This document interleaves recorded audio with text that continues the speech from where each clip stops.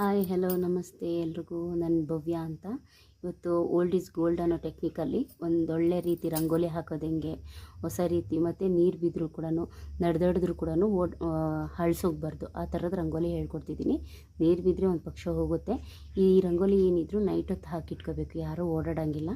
ಒಣಗಿದ್ಮೇಲೆ ಸಕ್ಕತ್ತಾಗಿ ಕಾಣುತ್ತೆ. ಅದು ಹೇಗೆ ಅಂತ ತೋರಿಸ್ಕೊಡ್ತೀನಿ. ಅದಕ್ಕೆ ಬೇಕಾಗಿರೋದು ಒಂದು ಸ್ವಲ್ಪ ನೀರಿಗೆ ಒಂದು 3-4 ಚಾಕ್ ಪೀಸ್ ಹಾಕಿ ನೆನೆಹಾಕ್ಕೋಬೇಕಾಗತ್ತೆ. ಒಂಚೂರು ಗಂಜಿ, ಅನ್ನದ ಗಂಜಿ, ಮತ್ತು 2 ಕಿವಿ ಕ್ಲೀನ್ ಮಾಡೋದು, ಅಂದರೆ ಇಯರ್ಬಡ್ ಅಂತಾರಲ್ವ ಅದು, ಮತ್ತೊಂದು ರಬ್ಬರು, ಒಂದು ಕಡ್ಡಿ. ಹೆಂಗೆ ಯೂಸ್ ಮಾಡೋದು ಅಂತ ಹೇಳ್ಕೊಡ್ತೀನಿ. ಈ ಥರ 2 ಕಿವಿ ಕ್ಲೀನ್ ಮಾಡೋದ್ರ ಮಧ್ಯೆ ಒಂದು ಕಡ್ಡಿ ಸಿಕ್ಸ್ಕೊಂಡು ಕ್ಲೀನಾಗಿ ರಬ್ಬರ್ ಬ್ಯಾಂಡ್ ಹಾಕ್ಕೋಬೇಕಾಗತ್ತೆ. ಈ ಥರ ಚಾಕುನಲ್ಲಿ ಪುಡಿ ಪುಡಿ ಮಾಡ್ಕೋಬೇಕಾಗತ್ತೆ. ಒಂದು ಸ್ವಲ್ಪ ಗಂಜಿ ಹಾಕೋತಾ ಇದ್ದೀನಿ, ಇದು ಥಿಕ್ನೆಸ್ ಬರೋದಕ್ಕೋಸ್ಕರ. 2 ಈ ಥರ ಕ್ಲೀನಾಗಿ ಕಲಿಸ್ಕೋಬೇಕು.